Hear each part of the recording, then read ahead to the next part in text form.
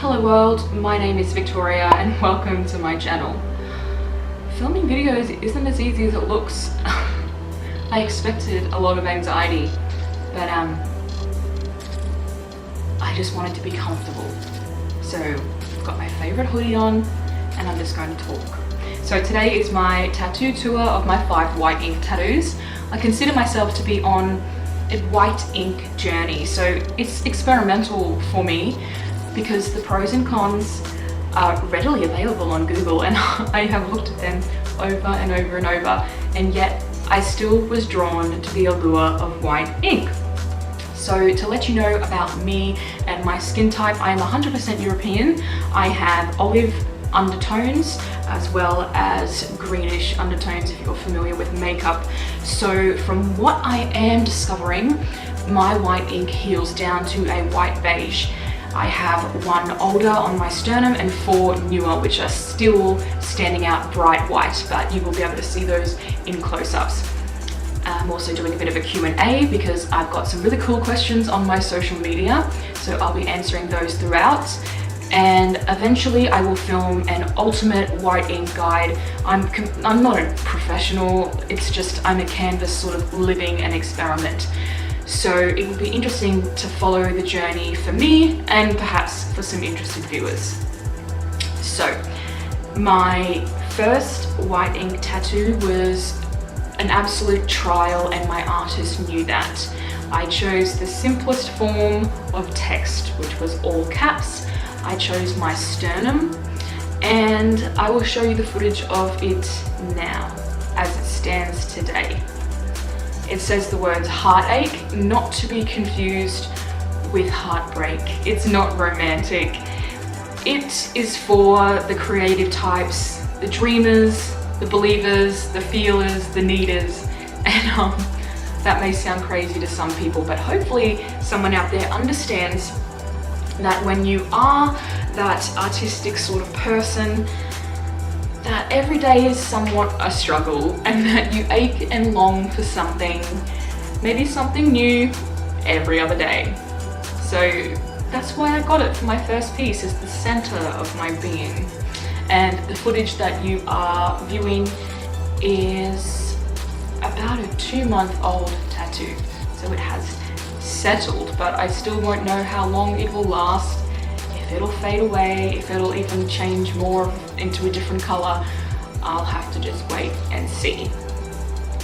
My next 4 pieces were done in one sitting. I can handle pain. This question was received. Was the pain bearable? I'm a little bit strange with pain. I've experienced a lot of variations in my life, whether it be migraines, surgeries, needles. I'm not a squeamish person. I'm not nervous. I don't get any nerves when I get a tattoo. In fact, it is more enjoyable to me than a beauty salon. So I feel the pain. It's like I accept and release it. I don't linger on the pain even though it's repeating. It's going over and over. My sternum was like a hot cat scratch and the rest of my 4 were like a hot knife dragging through my skin. But I'll get more into that when I speak about the specifics.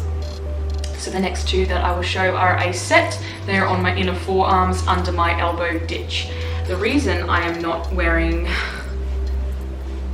short sleeves right now is because I don't think you'll even be able to capture the white ink with this natural light that is glowing in my apartment, So I got matching a set of tattoos that say more than the moon, and that is for my family.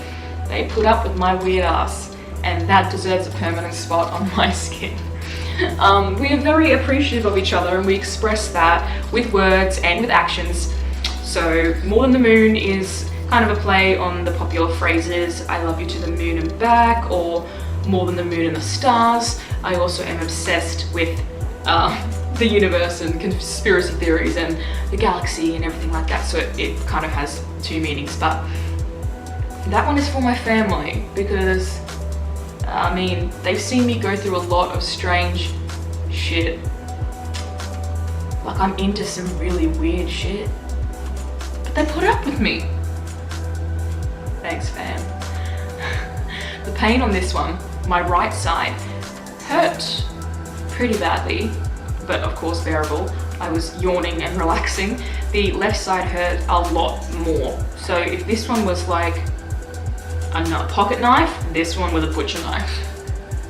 Hard to explain, but totally bearable. I have a tattoo on the back of my knee, in my knee ditch. One of the most painful areas, apparently. I have the words weirdo. I'm specific about consistency and symmetry, so it is the same font in all caps, it just has a backwards R. So I refer to myself as a weirdo every day of my life. There's kind of no other way to explain my eccentric interests and my way of thinking. I'm into some quote unquote socially unacceptable or considered odd things. So I got the word weirdo on the weirdest spot I could think of, the back of my knee. The backwards R is just a little homage to the 90s and also the word. So I am obsessed with the 1990s. I'm stuck in the era. And the word weirdo, creep, freak is very prominent in 90s film, literature, and music. So I guess I got it from that too. It probably started then, I wouldn't be surprised.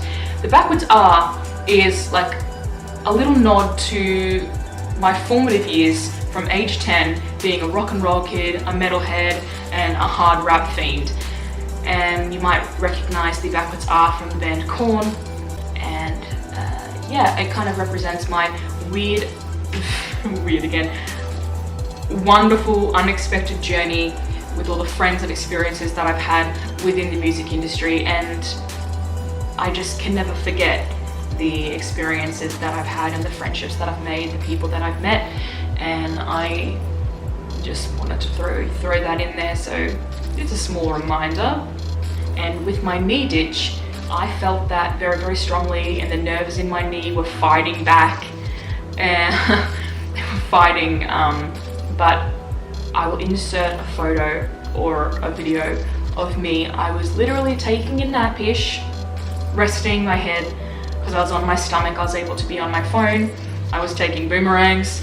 I was shooting selfies in the huge mirror in front of me, and then the whole shop around came over to have a look. I instantly bruised up. I instantly bled pretty badly on that area, and people seemed concerned, and I was just like, nah man, it's chill. Like, I was sitting there on my phone and I was just like, yeah, but nah, if I get the seared salmon, I'm gonna get the avocado roll too. Like, and then on my inner bicep, my beautiful kitchen knife with a feminine hand, it doesn't necessarily have a meaning other than strength and being a fighter. This, the pain was okay on this. It hurt more in the center. A lot of people say that towards the elbow ditch and towards the armpit hurt more, but mine was more center based. But again, it was a searing hot pain.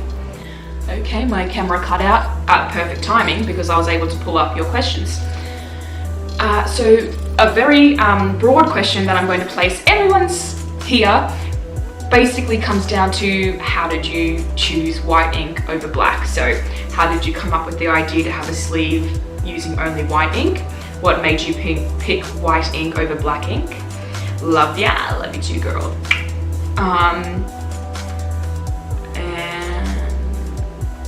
some others, okay, I will continue on later. So addressing these, what made me choose white over black? I'm not quite sure, but I am a perfectionist, an insane perfectionist, which means I have to be completely comfortable with an idea to commit to it.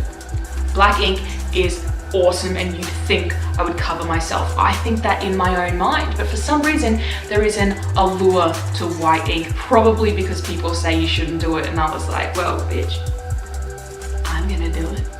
So it's beautiful to me. It's truly stunning if it heals down nicely, which, I mean, fingers crossed it happens to me. I want it to heal nicely and have that still crisp effect, the lines to be crisp, even if they do go to a bit more beige. It just gives a really unique look to the skin. The designs can be extremely personal, and you don't have to show them to people. People can't even see them from a few meters away, so you show them to the people that you want to see them. And trust me, I'm gonna get some secrets up in here, some taboo secrets. How far do you plan on going with the white ink aesthetic? Also, will we see any large white ink pieces? How far? How far is determined by the healing process. I have to give myself a few months, probably up to a year, to actually see what's going to happen with these designs, how they're going to look, how they hold up, being very vigorous with my aftercare. More about all of these details is in the big guide. How far will I go? If everything works out well, I would love to have 2 patchwork sleeves based on my forearms. Research, the only big pieces I like are still line work, roses, geometric designs, lace work of that nature, and I'm not ruling it out. I find it quite nice on the upper arm, but for now I think I'm going to stick with many little as opposed to a few large. How old is your oldest white ink tattoo? When you started this, did you already know / plan on a lot of touch-ups over time? Yeah, absolutely. I'm fully aware of the fact that touch-ups may be required. It is not guaranteed because everyone is different, but I don't think I will touch up overly because that will build up scar tissue. I will probably do 1 touch-up, and if things keep fading, I will cover them in black. My tattoos are all little babies. My oldest is 2 months and my newest are still just finished peeling, so a little bit over a week. Are you going to keep the white ink tattoos pretty simple, or do you want to try really pushing limits and seeing what truly can be done with white ink? I ain't going to push the limits, because fill in with white, to me, does not have an excellent appearance. It seems to fade far quicker, it yellows far more, it is patchy, so I'm going to stick to line work. And pushing the limits, I suppose someone who is heavily covered would be pushing the limits of white. It's not that common, but I am not going to explore things that you just know can't be done with white ink. I wouldn't be going to attempt to get any type of shading or a massive portrait of Kurt Cobain's face in line work. Hell yeah, I would. The last question that I saved for last because it probably has a long answer. You've been tattoo free the time I've known you. Shout out, girl. What made you change your mind and start getting inked? So Tegan will know me from back in the day when I did alternative modeling. My calling card, my brand when I did alternative modeling was the fact that I had no modifications. So that was something interesting and unique in an alternative world, but that happened organically. That wasn't forced, that was simply just me. And so a lot of my following enjoyed that I was being put in alternative situations, yet I represented natural long hair, natural nails. It's the same thing today. But I was surrounded by the lifestyle of alternative and the kind of world of modifications, and I didn't even have ears pierced, or they had closed over. No tattoos, no piercings, no modifications, and I was known for that. So as time went on, that kind of became my image. I read this question and I had to give it some thought. Why now? I'm not 17 when most people experiment with getting kind of their first tattoo at 18 legally, but I've let time go by, and I'm a creature of habit. I recycle my hobbies, I recycle my interests. I am safe in my black and white bubble. But this year, I started realizing that my individualism, my creativity was just so bland. I had run out of creative outlets.